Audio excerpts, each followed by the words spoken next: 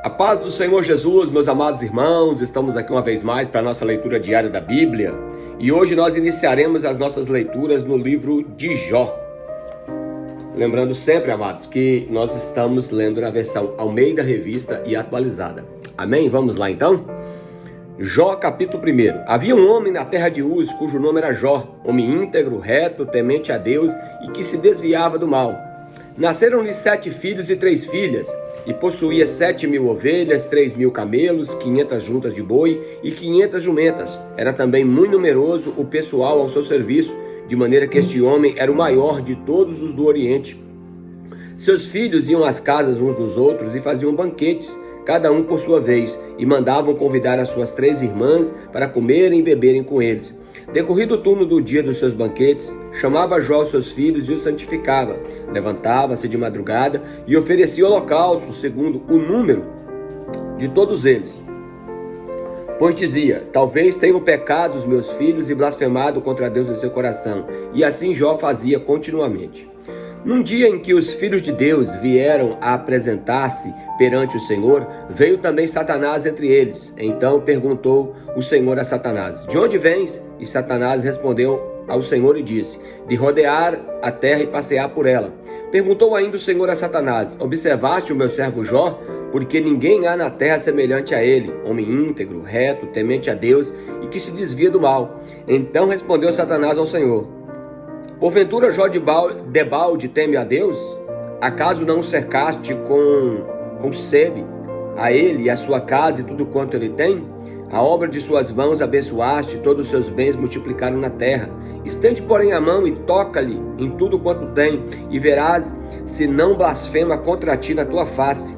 Disse o Senhor a Satanás: eis que tudo quanto eles têm está em teu poder, somente contra ele não estenda a tua mão. E Satanás saiu da presença do Senhor. Sucedeu num dia em que os filhos e as filhas comiam e bebiam vinho na casa do irmão primogênito, que veio um mensageiro de Jó e lhe disse: os bois lavraram e as jumentas paciam junto a eles, e de repente deram sobre ele os sabeus, e levaram e mataram os servos ao fio da espada, e só eu escapei para trazer-te a nova. Falava este ainda, quando veio outro e disse: fogo de Deus caiu do céu, e queimou as ovelhas e os servos e os consumiu. Só eu escapei para trazer-te a nova. Falava este ainda, quando veio outro e disse: dividiram-se os caldeus em 3 bandos, e deram sobre os camelos, e levaram e mataram os seus servos ao fio da espada, e só eu escapei para trazer-te a nova. Também este falava ainda, quando veio outro e disse: estando os teus filhos e as tuas filhas comendo e bebendo vinho na casa do irmão primogênito, eis que se levantou grande vento do lado do deserto, e deu nos 4 cantos da casa, e caiu sobre eles, e morreram, e só eu escapei para trazer-te a nova. Então Jó se levantou no seu manto, rapou a cabeça, e lançou-se em terra e adorou. E disse: nu saí do ventre da minha mãe, e nu tornarei para lá. Em tudo isso, o Senhor o deu, o Senhor o tomou. Bendito seja o nome do Senhor. E em tudo Jó não pecou e nem atribuiu a Deus falta alguma. Glória a Deus, irmãos? Capítulo de número 2. Num dia em que os filhos de Deus vieram apresentar-se perante o Senhor, veio também Satanás entre eles a apresentar-se perante o Senhor. Então o Senhor disse a Satanás: de onde vens? Respondeu Satanás ao Senhor e disse: de rodear a terra e passear por ela. Perguntou o Senhor a Satanás: observaste o meu servo Jó? Porque ninguém há na terra semelhante a ele, homem íntegro, reto, temente a Deus e que se desvia do mal. E ele conserva a sua integridade, embora me incitaste contra ele, para o consumir sem causa. Então Satanás respondeu ao Senhor: pele por pele, e tudo quanto o homem tem se dará por sua vida. Estende, porém, a mão e toca-lhe nos ossos e na carne, e verás se não blasfema contra ti na tua face. Disse o Senhor a Satanás: eis que ele está em teu poder. Poupa-lhe, mas poupa-lhe a vida.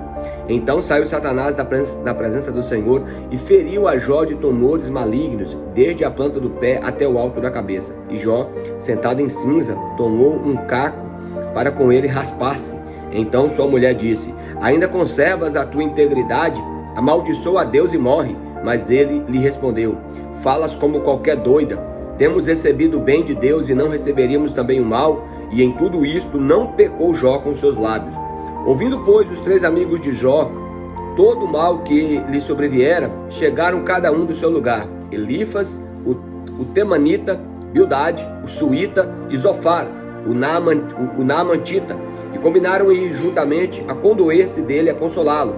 Levantando-se ele de longe os olhos e não reconhecendo, ergueram a voz e choraram, e cada um, rasgando o seu manto, lançava-se ao ar sobre a cabeça, e sentaram-se com ele em terra 7 dias e 7 noites, e nenhum dizia palavra alguma, pois viam que a sua dor era muito grande.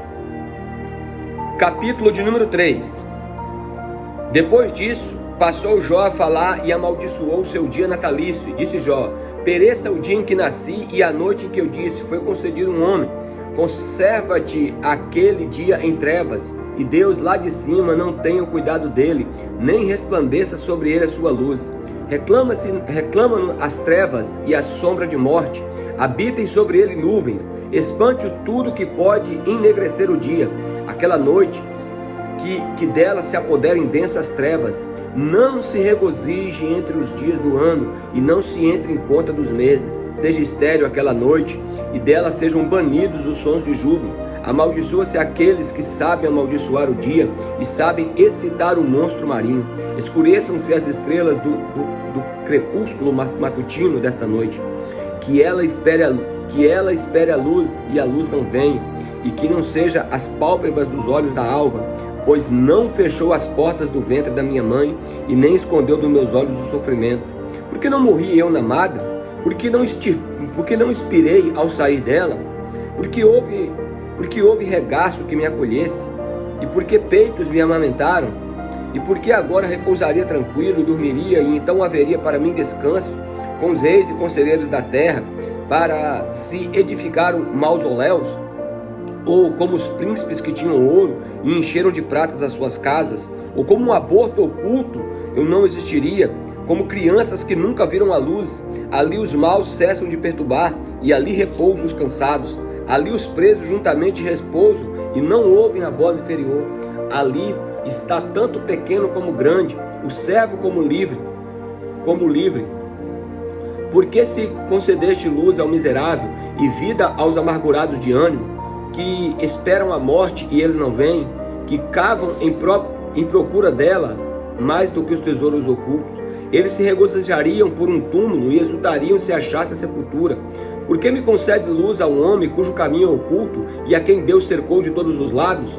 Porque em vez do meu pão não vem gemidos, e os meus lamentos se derramam como água? Aquilo que eu temo me sobreveio, e aquilo que eu receio me acontece. Não tenho descanso, nem sossego, e nem repouso, já que vem grande perturbação. Então no capítulo 3, Jó amaldiçoa o dia do seu nascimento. Capítulo de número 4. Então respondeu Elifas, o Temanita, e disse: se te intentar alguém falar-te, enfadar-se-á? Quem todavia poderá conter as palavras? Eis que tens ensinado a muitos e tens fortalecido os mãos fracas. As tuas palavras têm sustentado os que tropeçavam, e os joelhos vacilantes têm fortificado. Mas agora, em chegando a tua vez, tu te enfadas, sendo tu atingido, e te perturbas. Porventura não é o teu temor de Deus aquilo em quem confias, e a tua esperança a retidão dos caminhos?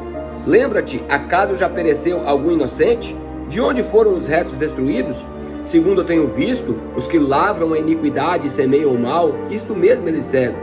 Com o hálito de Deus perecem, e com o assopro da ira eles se consomem. Cessa o bramido do leão e a voz do leão feroz, e os dentes dos leãozinhos se quebram. Perece o leão, porque não há presa, e os filhos da leoa andam dispersos. Uma palavra se me diz em segredo, e os meus ouvidos perceberam o sussurro dela. Entre pensamentos e visões noturnas, quando profundo sono cai sobre os homens, sobreviam espanto e tremor, e todos os seus ossos estremeceram. Então um espírito passou por mim e fez arrepiar os cabelos do meu corpo. Parou ele, mas não lhe discernia a aparência. Um vulto estava diante dos meus olhos. Houve silêncio e ouvi a sua voz. Seria porventura o mortal justo diante de Deus? Seria acaso o homem puro diante do seu Criador? Eis que Deus não confia nos seus servos, e aos seus anjos atribui imperfeições, quanto mais aqueles que habitam em casa de barro, cujo fundamento está no pó, e são esmagados como a traça, nascem de manhã e à tarde são destruídos. perecem para sempre, sem que disso faça causa. Se lhes corta o fio da vida, morre e não atinge a sabedoria. Então Elifas fala aqui, meus irmãos, que Deus, por ser perfeito, ele jamais permitirá que um justo sofra. Mas isso está incoerente. A gente vai ver justo sofrendo. Então, ele fala com certo conhecimento, mas não com conhecimento genuíno acerca de Deus. Elifas continua falando no capítulo 5, que ele diz assim, chama agora, haverá alguém que te atenda? Para qual dos santos anjos tu virarás? Porque a ira do louco o destrói, e o zelo do tolo o mata. Bem vi o louco lançar raízes, mas logo declarei maldita a sua habitação. Seus filhos estão longe do socorro, são espezinhados às portas, e não há quem os livre. A sua messe o faminto devora, e até o meio dos espinhos arrebata, e o integrante abocanha os seus bens, porque a aflição não vem do pó, e não se dá à terra que brota o enfado, mas o homem nasce para o enfado, como as faíscas das brasas voam para cima. Quanto a mim, eu buscarei a Deus, e ele entregaria a minha causa. Ele faz coisas grandes e inescrutáveis, e maravilhas que não se pode contar. Faz chover sobre a terra, e envia água sobre os campos, para pôr os abatidos num lugar alto, e para que os enlutados se alegrem da maior ventura.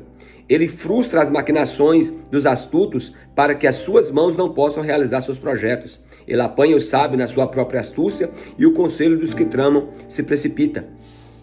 Eles de dia encontram trevas, e ao meio-dia andam como de noite as apalpadelas. Não sei que palavra é essa, irmãos. Apalpadelas. Eu vou colocar aqui, tá? O que significa apalpadelas. Nunca vi essa palavra, tá? Porém, Deus salva da espada e lhe sai da boca. Salva o necessitado da mão do poderoso. Assim, há esperança para o pobre, e a iniquidade tapa a sua própria boca. Bem-aventurado é o homem a quem Deus disciplina. Não desprezes, pois, a disciplina do Todo-Poderoso, porque ele faz ferida e ele mesmo a ata. Ele fere e as suas mãos curam. E de 6 angústias te livrará, e na 7ª o mal não te tocará. Na fome livrará da morte, na guerra do poder da espada, do açoite da língua estarás abrigado, e quando vier a assolação, não a temerás. Da assolação e da fome te rirás, e das feras da terra não terás medo, porque até com as pedras do campo terá a tua aliança, e os animais da terra viverão em paz contigo. Saberás que a paz é a tua tenda, e percorrerás as tuas possessões, e nada te faltará. Saberás também que se multiplicará a sua descendência, e a tua prosperidade como a erva da terra. Em robusta velhice entrarás para a sepultura, como se recolhe o feixe de trigo no seu tempo. Eis que isto o havemos inquirido, isto é, ouve e medita nisto para o teu bem. Muitas coisas que Elifas fala aqui está correto. A única coisa que ele não está correto aqui é dizer que Jó estava em erro, em pecado, e por isso ele estava sendo disciplinado por Deus, tá? Então a gente tem que ter discernimento quando a gente for julgar uma causa. Amém? Que Deus abençoe a sua vida e, em primeiro lugar, leia a palavra de Deus.